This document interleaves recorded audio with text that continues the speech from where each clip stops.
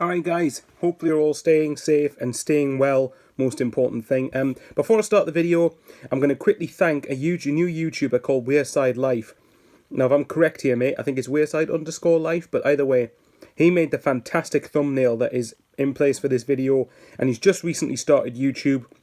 So I'm going to try to remember to either put the link in the description below or the comments, but go and check it out. He's just done a video about the sort of start of the decline of Sunderland, so it's a little bit depressing, but it's also a very well put together video. So go and watch it. It's only a couple of minutes of your time, and obviously subscribe. It only takes a second to do, and it would really be appreciated. Anyway, now that that's done, let's get into this. So as you can see by the title, this is called Revisiting Sunderland Managers, and I'm basically, my plan for this series is to start with Steve Bruce, because he was the manager when I got into football and obviously started properly supporting Sunderland, and then work my way up, or should I say down, towards Phil Parkinson to the present day. So, now saying that, I'll not waste any more time, let's get into it. So, obviously coming from Wigan Athletic, Steve Bruce was at Sunderland from the start of the 2009-2010 Premier League season. If you rewind back the previous year, I think it was West Brom, Newcastle and Middlesbrough went down. We obviously just about stayed up. And then Steve Bruce comes in from Wigan, and he to be fair to him, by the sound of it, he made some pretty decent signings. You look at like John Mensah, Lorik Sana, Michael Turner obviously came from Hull City, and of course the big one, which is Darren Bent from Tottenham Hotspur for I believe it was £10 million at that point, which back then would have been quite a bit of money, especially for Sunderland. But in saying that though, Steve Bruce obviously started his reign with a 1-0 away win at Bolton Wanderers when Bent, of course, scored on his debut.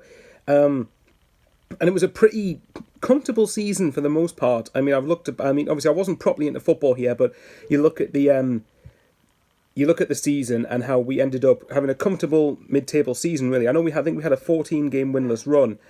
And obviously, at that point, it might have looked like in partial danger that we were going to get relegated, but ultimately in the end we came back to finish 13th. Including a couple of memorable results. You look like beating Tottenham 3-1 when Bolo Zenden scored a worldie. Darren Bent obviously missed 2 penalties, but scored twice as well against his old club. Beating Arsenal 1-0 at the Stadium of Light. There were some really, really good results there. And obviously that was his first season. Second season, now this was the season I was getting into football. Obviously, my team was always going to be Sunderland, but, because I would have probably been disowned by my family if I supported anybody else, to be honest. But, obviously, here, Steve Bruce signed Danny Welbeck on loan, bought Asamoah Gyan, and obviously, the first half of that season was absolutely superb. I really wish I'd been properly into football to experience it, because by the midway point, by, say, January or Christmas, Sunderland were in the top 6. Sunderland, top 6. Who would have thought that? Sunderland top 6, and especially right now. But obviously, the big talking point of that season was the sale of Darren Bent, in which he went to Aston Villa. Bearing in mind, at that point, Villa, who were obviously still a huge club, massive club, but at that point they were near the relegation battle, and Sunderland were pushing for European places. So that was a bit questionable unless it was for money. But there's different sides of the story. Bent saying that he didn't want to leave, he was forced out, and obviously others saying Bent was left for money. So believe who you want to believe. That ultimately did seem to be the start of the downfall for Bruce, though, because if you look in the 3 games since, then we played Chelsea at home, Stoke away, Tottenham at home. We took the lead in all those games, and in the case of Stoke, we took the lead twice. So really, it was down to defensive frailties that we didn't get anything out of that, not necessarily because our strike force wasn't good enough. Having said that, though, obviously, at that point, we went on, I think it was a 9-game winless run where we picked 1 point out of a possible 27, which was a battling 0-0 draw at the Emirates, to be fair, but after that, it really started to go downhill. And to be fair, we did get no luck. I think we had something like 10 or 11 players out injured at that point. Thankfully, in the end, although it was mainly because Newcastle did cock up a 3-0 lead at home to West Brom, we did finish in the top 10. But however we did it, we still finished in the top 10. And then obviously, this is when it really started to end. With Steve Bruce, we then brought in a host of players to replace a bunch of players that left. Seb Larson, Craig Gardner, Connor Wickham, Ji Dong Wong, John O'Shea, Wes Brown, just to name James McLean, to name a few others. There was Nicholas Bentner on loan. There's loads of different reasons. I think a couple of those players were underrated. I think Gardner was very underrated.